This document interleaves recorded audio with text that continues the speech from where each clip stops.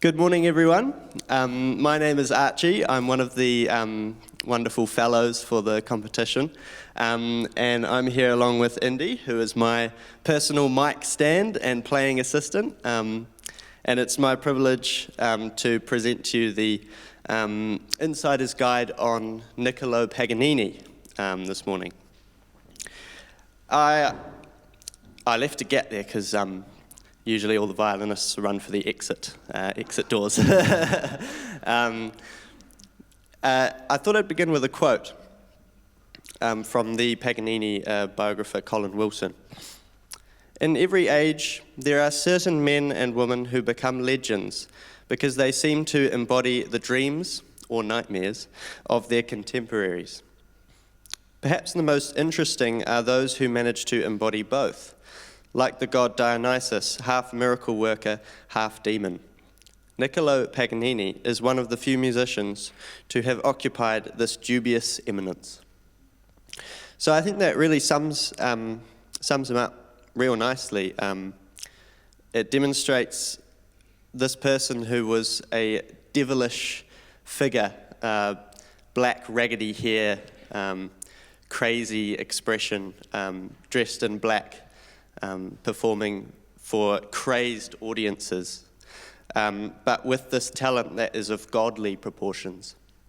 I thought I'd go through his life because I think that's important to understanding how we might best play Paganini and understanding a bit about the kind of person he was and what his music represents for violinists and indeed for this competition. So I've distilled it into 5 parts for you today. First, his youth. Second, his success, early success, and then instability.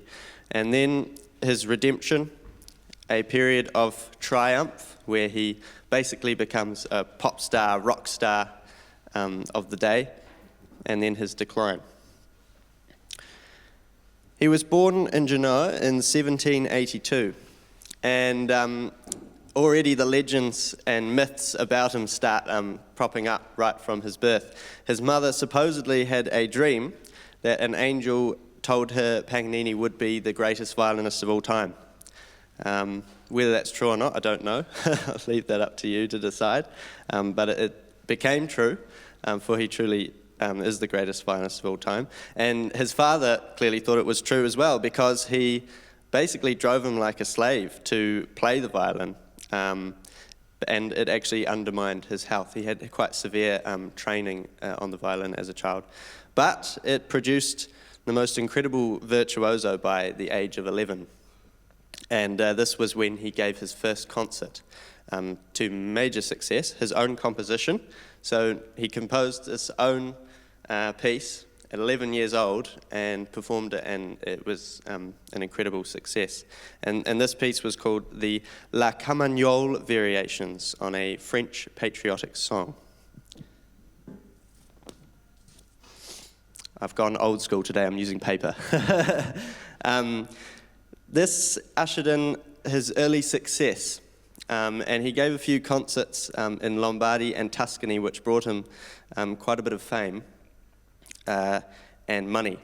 But unfortunately, being the devilish character he was, this sort of ushered in a period of decline, and he descended into heavy drinking and gambling. And it was rumored that he would die before the age of 20 because of the way he lived at this time. Luckily for him, at the age of 19, he went through a period of redemption. He was transported off to a noble lady's estate. We do not know her name.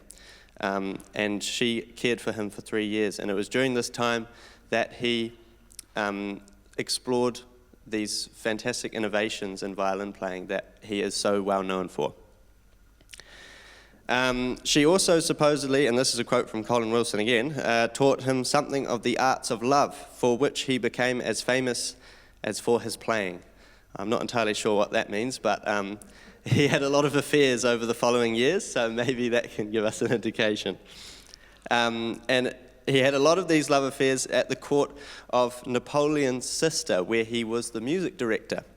And this was the next stage in his life. This triumphant period where he became an incredible, basically Jimi Hendrix of the violin type thing.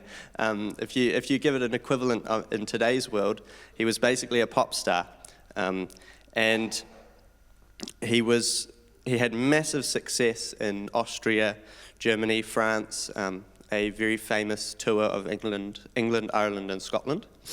And it was also around this time that the crazy legends about him really started to come to fruition. So there was this godly, talented man, but feared because of all these weird ideas about the devil that were spreading around in newspapers and across headlines. One of them was that he learnt violin in prison for murdering his mistress. Not sure who spread that one around. And another one, and the one that we all know, is that he acquired his supernatural talent through a pact with the devil. And he said so himself, actually. He said, a man had distinctly seen, while I was playing, the devil at my elbow.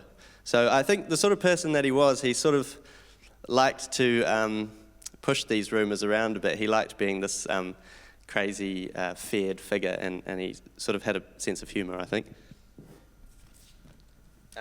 And he also said, and this is with that sense of humor, now I am a genius. Before that, I was a drudge. So clearly talking about that period in his life where he descended into gambling and drinking. So with this massive success, he wanted to have a peaceful retirement, and he bought an estate near Parma, and his income was to come off a Paris casino that he wanted to set up. A casino, that's no surprise. But unfortunately, this venture wasn't successful, and he actually lost a lot of money because it didn't get its license. He then moved to Marseille and then to Nice, and died of a disease of the larynx in 1840. So that's a little bit about his life. We've got this childhood of incredible pressure and severe training, followed by success, but then success bringing in a period of decline. And then he had that odd 3 years of redemption with this lady who we know nothing about. We don't know her name or anything. And that brought him out, and he became this, well, I'll just say pop star. I reckon that summarizes it, basically. And, of course, he's incredibly famous for the technical innovations that he produced on the violin. And that's what I mainly want to talk to you about today and do some demonstrations. About the caprices, which we have been so lucky to hear played so incredibly well by the competitors over the past few days. It's absolutely mind-blowing. But some of you are probably sitting there wondering, how on earth are they doing that? And some of the techniques, you're like, what is that sound they're producing? How are they doing that? So I thought I would do a few demonstrations and show you actually how they produce some of these crazy Paganini passages. The caprices, the 24 caprices, Opus 1, they were published in 1820 and written between 1802 to 1817. So quite spread out the way they're written, and this is over that period of triumph and massive success in his life. They are technical, virtuosic showpieces that transcend the limitations of the violin and transcend the limitations of the caprice genre itself. He basically changed the genre to become this crazy showpiece idea. Now, again, his sense of humor pops up. He dedicated them to the artists, is what it says. Now, the ironic thing here is that he was the only person that could actually probably play them at the time, so I'm not sure why it's artists plural. Maybe he's making a joke about who the real artist is, and that's him. So each one of these caprices explores a different aspect of, or aspects of violin technique. And I will now demonstrate a couple of these for you. So one of them is left-hand pizzicato, and there's a very famous passage in the 24th caprice, which we've heard multiple times, played incredibly well, where he has written this crazy cascade of left-hand pizzicato interspersed with little bits of bow here and there.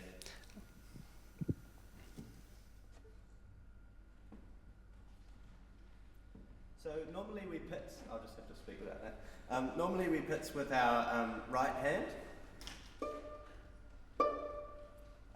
but Paganini decided that wasn't good enough. And so we can also pitch with our left hand. So whilst having to push notes down with our fingers, we also have to pluck at the same time. So we pluck with the previous finger that we had put down. Now, as you can tell, that's a very hard sound to produce because you don't have much string to work with, and it's easy to bump another string as well. So controlling that and getting that really clear and defined is a real skill that we've all seen in the past couple of days that they've done so well. This allows us to produce a whole cascade of pizzicato because the speed at which our right hand can actually pitch is only so fast. But here with the left hand pizzicato we can produce a whole very fast, rapid pitch scale. And then he puts in little bits of bow as well. So coordinating the right hand with the bow and the left hand pizzicato, as you can see, it's quite a difficult and challenging skill. Another technique that he really pushed to the limits was harmonics, and we saw, I think the piece was Il Palpiti, the variations on Il Palpiti, and there's this incredible double harmonic passage. So that just really shows you how he pushes the technique really out of the boundaries that would have been there at the time. So how we produce these really high whistling sounds on the violin, we press one finger down, usually the first finger, and then we lightly also press with our fourth finger, and we get this really clear and high-pitched whistle. And then we can move this hand structure up and down the neck of the violin, and we can play a harmonic anywhere.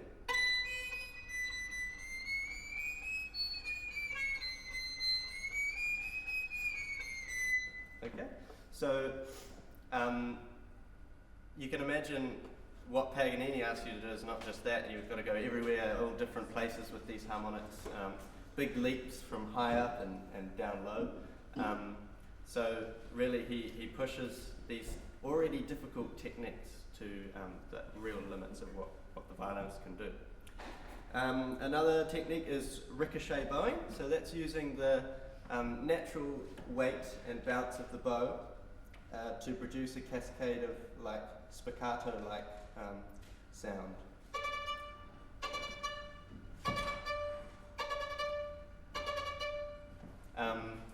And of course, Paganini pushes that again to the limits of what it can possibly be.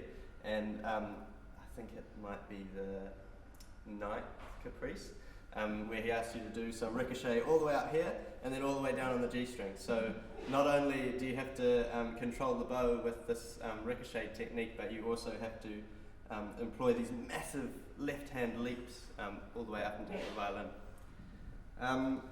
So that's a few of the key innovations that he didn't invent them. They were in use before, but he just, being the crazy, demonic, devilish figure, pop star, rock star, Jimi Hendrix that he was also a guitarist, by the way.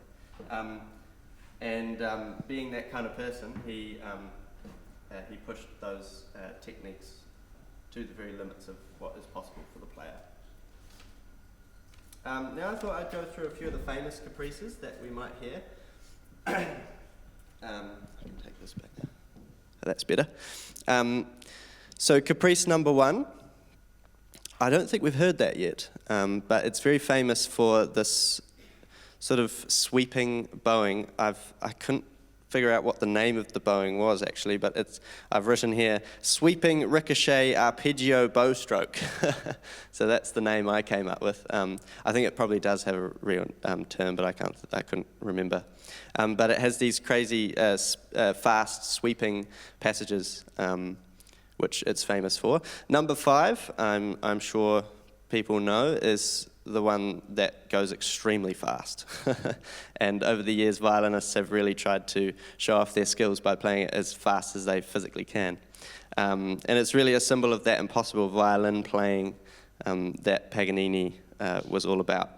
Now, I thought we'd demonstrate number 9, which is, again, Paganini pushing the violin beyond its boundaries. He asks us to produce the sound of another instrument.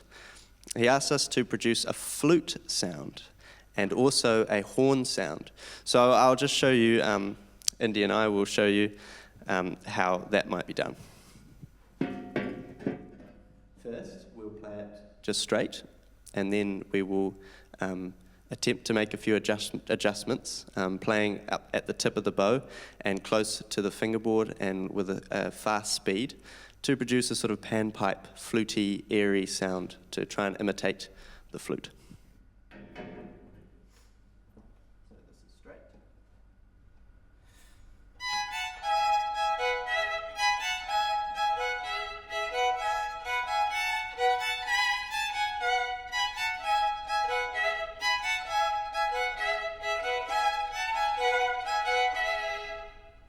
Now we'll make a few adjustments and see if we can create a flute sound. You be the judge.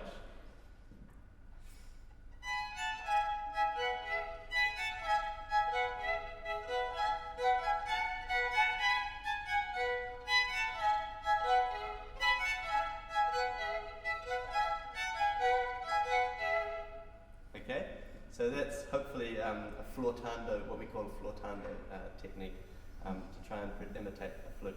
Then he asks us to do the sound of a French horn. So this is just playing it straight first.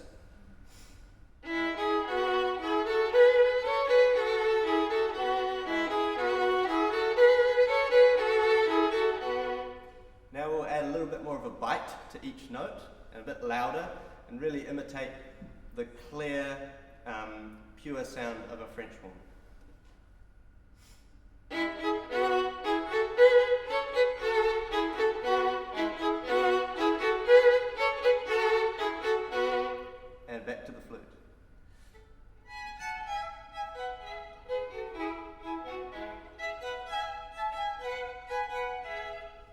So there we have it, Paganini asking us the impossible, to produce the sound of another instrument entirely.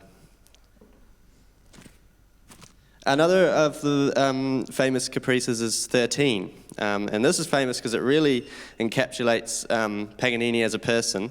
It has this very famous descending run of chromatic thirds, and it sounds like devil's laughter. So we'll show it to you first, what it is, and then we'll make a few phrasing, bowing adjustments and try and really produce a cackling demon sound.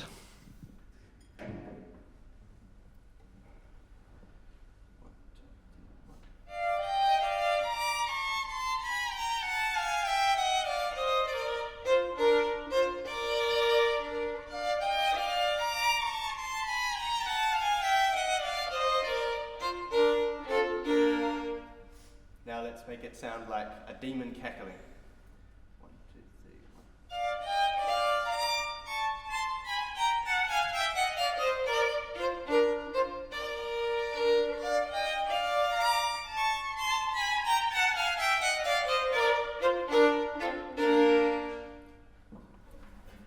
So perhaps you can imagine Paganini on stage, his crazy, chaotic hair and clothes, big black jacket, and you could imagine him playing that and probably laughing at the same time.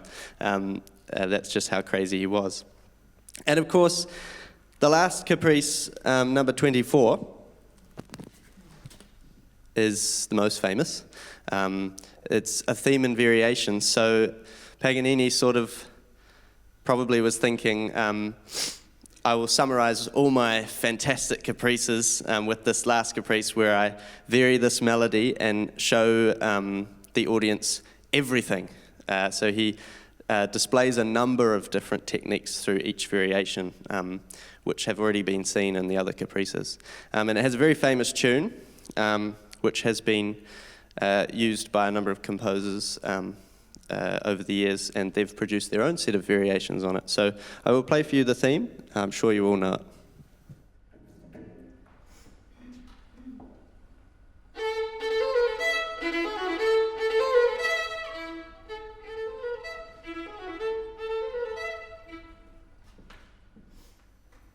We've heard that a number of times already. I'm sure we'll hear it again. It's really fantastic, and the competitors have been doing an absolutely incredible job of playing that caprice. So that's some of the famous caprices. And lastly, I thought I'd talk a little bit about what the adjudicators might be looking for when the performers play these. And this is why I started with Paganini's life, because I think if we figure out what kind of person he was and how he might have played, we might understand how best to play them ourselves. Now, I'm not the adjudicator, so I don't know this for sure, but I'd imagine that they might be looking for a total sense of self-confidence and self-assurance of technique. You could imagine Paganini walking out onto the stage with pure confidence and powerful stage presence, and just playing these most crazy, difficult pieces of music and passages with the utmost ease. Just looks like nothing. He's just laughing as he does it, you know. So you can imagine that sense of such assured technical capability is something the judges might be looking for, or is something that we should try and embody as performers when we play Paganini, trying to make it look real easy. And I think of the famous violinist Ivry Gitlis. He's my favorite performer. I think of his recordings of the Paganini. I can just hear this total, he just blusters through it as if it's a laugh, and I really feel that just captures the caprices so well. So if you're looking for a good set of recordings to listen to, perhaps he might be one to have a listen to. I think it really captures the Paganini craziness really well.